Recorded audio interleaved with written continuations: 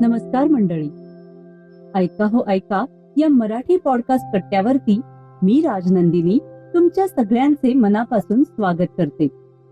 मित्रांनो, साने गुरुजींचे श्यामची आई हे पुस्तक तुम्हा सर्वांना माहिती असेलच. लेखक साने गुरुजी लिखित श्यामची आई ही आत्मकथा आज आपण ऐकणार आहोत. मातेबद्दल असणारे प्रेम, कृतज्ञता, सन्मान अशा अपार भावना साने गुरुजींनी यामध्ये मांडल्या आहेत. चला तर मग काय सांगते साने गुरुजींची ही कथा हे आज आपण ऐकूया. पुष्कळ वेळा मनुष्याचा मोठेपणा त्याच्या आई-बापांवर अवलंबून असतो. त्याचे पुढचे बरे वाईट जीवन त्याच्या आई-बापांवर अवलंबून असते. त्याच्या बऱ्या वाईटांचा पाया लहानपणीच भरला जात असतो.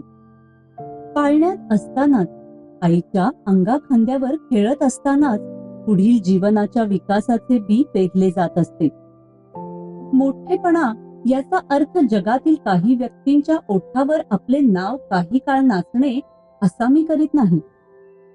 हिमालयाच्या दऱ्याखोऱ्यात असे प्रचंड व गगनचुंबी वृक्ष असतील ज्यांची नावे जगाला माहीत नाहीत. रानावनातील कानाकोपऱ्यात असे एखादे रमणीय व सुगंधी फूल फुललेले असेल ज्याचा पत्ता कोणालाही लागलेला नाही. समुद्राच्या पोटात असे गोल बंद व पाणीदार मोती असतील ज्याची जगास वार्ता नाही. पृथ्वीच्या पोटात ताऱ्यांसारखे तेजस्वी हिरे असतील, परंतु मानवजातीस त्यांचे अद्यापी दर्शन नाही. वर अनंत आकाशात असे अनंत तारे असतील की जे पल्लेदार दुर्बिणीतूनही अजून दिसले नाहीत.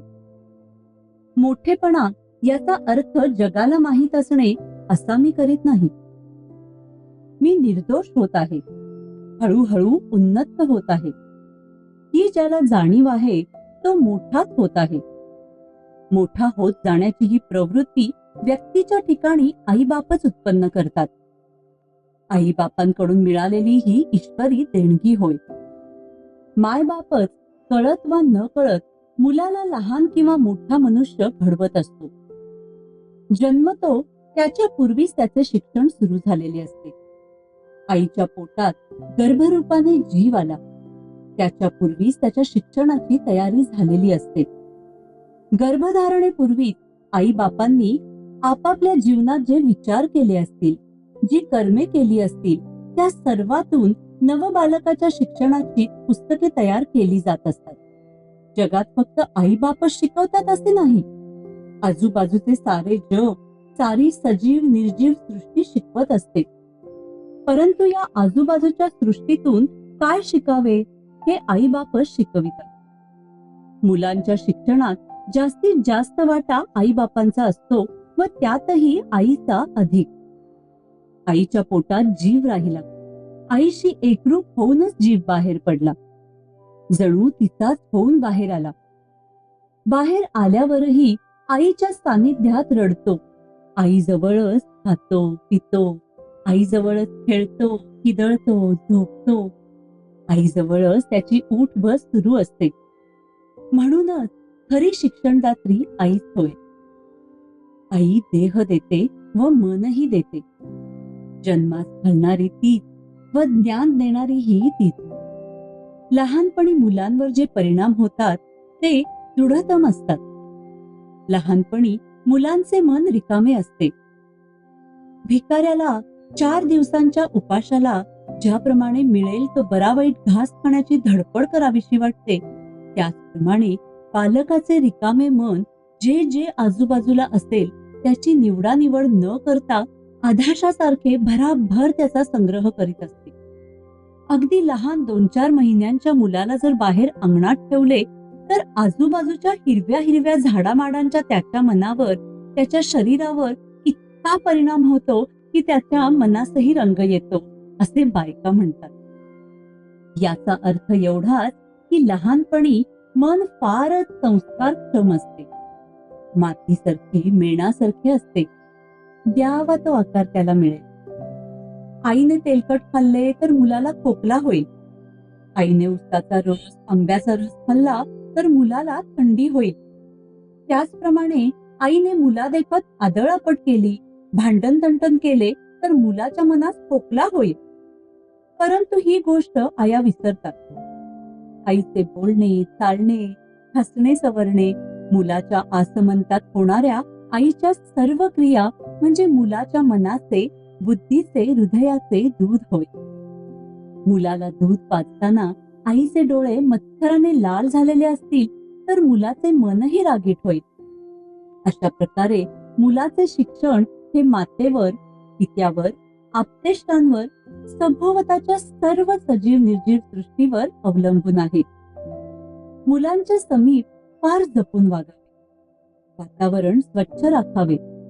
सूर्य चंद्रांना माहीत असो वा नसो, त्यांच्या किरणांनी कमळे फुलतात, ही गोष्ट खरी.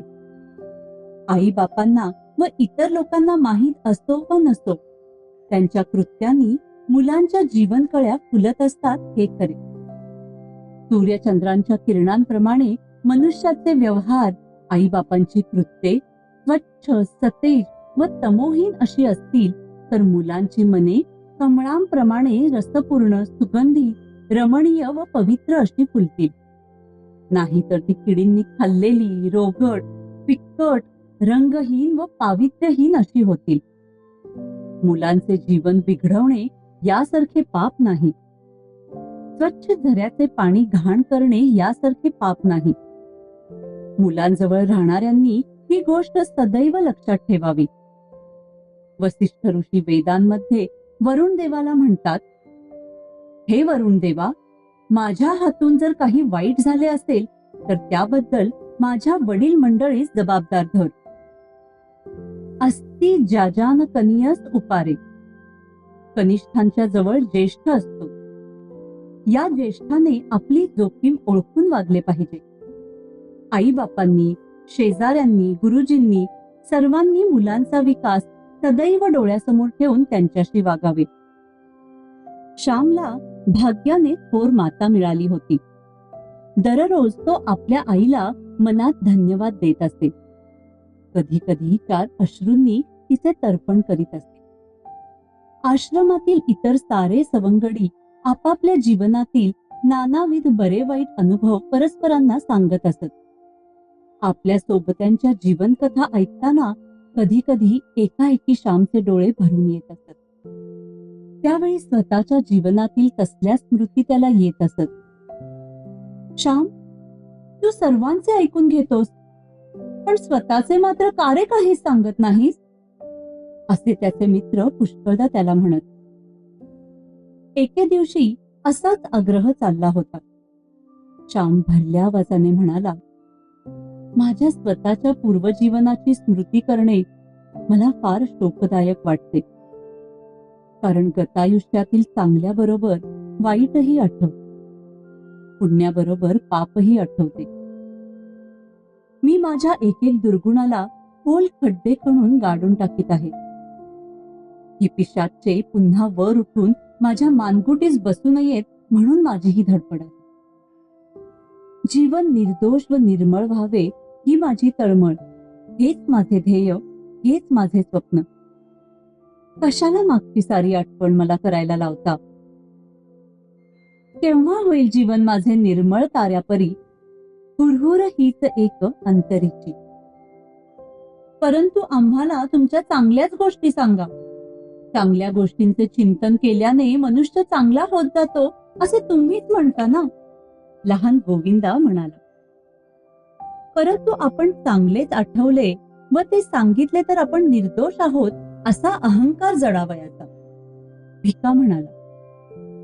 श्याम गंभीर होऊन म्हणाला, मनुष्याला स्वतःचे अधःपतन सांगावयास जशी लाज वाटते, त्याचप्रमाणे आपण कसे चढलो व चढत आहोत हे सांगावयासही लाज वाटते.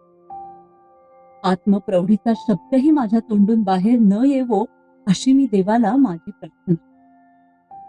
नारायण जरा हसतच म्हणाला, मी निरहंकारी आहे. याचाच एखाद्या वेळेस अहंकार व्हावयाचा. मी आत्मप्रौढी सांगत नाही असे म्हणण्यातच आत्मप्रौढी येऊन जावया. श्याम म्हणाला, या जगात जपावे तेवढे थोडे, ठाई ठाई मोहक मोह आहेत. कोसळावयास कडे आहेत. शक्यतोवर जपावे, यत्न करावे, प्रामाणिकपणे झटावे, आत्मवंचना करू नये. अहंकाराचे रूप फार सूक्ष्म असते. सदैव सावध राहिले पाहिजे. श्यामचा प्रेमळ मित्र राम म्हणाला, आपण का एकमेकास परके आहोत? तू व आम्ही अद्यापि एकरूप नाही का झालो? आपल्या आश्रमात आता खासगी असे काही एक नाही. आपण सारे एक, जे आहे ते सर्वांच्या मालकी. तू आपली अनुभव संपत्ती का बरी चोरून ठेवतोस? तुझ्याजवळ वादविवाद आम्हाला करावयाचा नाही. आम्हाला सांगण्यात कसली आली प्रौढी, कसला आहे गर्व? तुझ्या जीवनात ही माधुरी, ही सरलता, ही कोमलता, हे प्रेम, हे गोड हसणे, ही सेवावृत्ती, ही निरहंकारिता, कोणतेही काम करण्यास लाज न वाटण्याची वृत्ती, हे सारे कोठून आले ते सांग. आम्ही आजारांची शुश्रूषा करतो, तूही करतोस, परंतु आजाराची आई होत. आम्हाला का होता येत नाही? तू आपल्या नुसत्या गोड हसण्याने दुसऱ्याला आपलासा करतोस, परंतु त्याच्याजवळ 4-4 तास बसून बोलूनही त्याचे मन आम्हाला ओढून का घेता येत नाही? सांग, ही जादू कोठून पैदा केलीस? सांग, तुझ्या जीवनात हा सुगंध कोणी मिसळवला? ही कस्तुरी कोणी ओतली? श्याम, वराडातील एक दंतकथा तुला माहित आहे का? एकदा वराडात एका श्रीमंत व्यापाराचे घर बांधले जात होते. त्यावेळेस एक नेपाळी कस्तुरी विक्या तेथे कस्तुरी विकण्यास आला. श्रीमंत व्यापाराने त्या कस्तुरी विक्यास भाव विचारला. तो कस्तुरी विक्या तिरस्काराने म्हणाला, तुम्ही दक्षिणेतील गरीब लोक काय घेणार कस्तुरी? पुण्याला जाऊन खपली तर पहावयाचे. त्या श्रीमंत व्यापारास राग आला. तो म्हणाला, तुझी सारी कस्तुरी मोज, त्या मातीच्या ढिगाऱ्यात मिसळून देतो. कस्तुरीच्या भिंती दक्षिणेतील लोक बांधतात असे उत्तरेत जाऊन सांग. त्या व्यापाऱ्याने सारी कस्तुरी खरेदी केली आणि ढिगाऱ्यात मिसळून दिली. वराडातील त्या घराच्या भिंतींना अजून कस्तुरीचा वास येतो असे सांगतात. श्याम, तुझ्या जीवनाच्या भिंती जेव्हा बांधल्या जात होत्या त्यावेळी कोणीने तिथे कस्तुरी ओतली? आमच्या जीवनाला ना वास, ना रूप, ना गंध. तुझ्या जीवनाला हा गंध कोठून आला? हा रंग कोणी दिला सांग. श्यामच्याने आता राहावेना. तो गंभीरपणे व गहिवराने म्हणाला, माझ्या आईचे हे देणे. गड्यांनो, माझ्यात जे काही चांगले आहे ते माझ्या आईचे आहे. आई माझा गुरु, आई माझी कल्पतरू. तिने मला काय काय दिले नाही? सारे काही दिले. प्रेमळपणे बघावयास, प्रेमळ बोलावयास तिनेच मला शिकवले. मनुष्यावर नव्हे तर गाई गुरांवर, फुलपाखरांवर, झाडामाडांवर प्रेम करावयास तिने शिकवले. अत्यंत कष्ट होत असतानाही तोंडातून ब्र न काढता शक्यतो आपले काम उत्कृष्टपणे करीत राहणे हे मला तिनेच शिकवले. कोंड्याचा मांडा करून कसा खावा व दारिद्र्यातही स्वत्व व सत्व न गमविता कसे राहावे हे तिनेच मला शिकवले. आईने जे शिकवले त्याचा परार्धांशही माझ्या जीवनात मला प्रकट करता आला नाही. अजून माझ्या मनोभूमीत बीज फुगत आहे. त्यातून भरदार जोमदार अंकुर केव्हा बाहेर येईल ते येऊ. माझ्या आईने जीवनात अत्तर ओतले. मी मनात म्हणत असतो, मदन तरंगी करुदी निवास सुवास देई मम जीवनास. ती सुवास देणारी मी खरोखर कोणी नाही. सारे तिचे, त्या थोर माऊलीचे. सारी माझी आई, आई, आई असे म्हणता म्हणता श्यामला गहिवरून आले. त्याच्या डोळ्यातून घळाघळा अश्रुधारा गळू लागल्या. भावनांनी त्याचे ओठ, त्याचे हात, हाताची बोटे थरथरू लागली. थोडा वेळ सारे शांत झाले. ताऱ्यांची शांती तेथे पसरली होती. नंतर भावनेचा पूर थोडा ओसरला व श्याम म्हणाला, गड्यांनो, माझे असे काही सांगण्यासारखे नाही, परंतु माझी आई कशी होती ते मी तुम्हाला सांगेन. आईचे गुणगान करून हे ओठ पवित्र करीन. आईच्या आठवतील त्या गोष्टी सांगेन. तिच्या स्मृती आठवीन. रोज रात्री एक एक प्रसंग मी सांगत जाईन. चालेल का? हो चालेल, तारे म्हणाले. राम म्हणाला, देवाला मागितला एक डोळा, देवाने दिले 2. गोविंदा म्हणाला, आता रोजच सुधारूस प्यावयास मिळणार, रोजच पावन गंगेत डुंबावयास मिळणार. चला तर मग मंडळी, काय असतील या गोष्टी ते आपण पुढील भागात ऐकूया. आज इथेच थांबूया. पुन्हा लवकरच भेटूया आपल्या नवीन भागाबरोबर. तुम्हाला आमचा हा भाग आवडला असेल तर लाईक करा, फॉलो करा आणि शेअर करा. आणि हो, ऐका हो ऐका या मराठी पॉडकास्टच्या इंस्टाग्राम, फेसबुक आणि यूट्यूब पेजवर हा भाग तुम्हाला कसा वाटला हे कळवायला विसरू नका. तोपर्यंत ऐकत रहा ऐका हो ऐका मराठी पॉडकास्ट. धन्यवाद.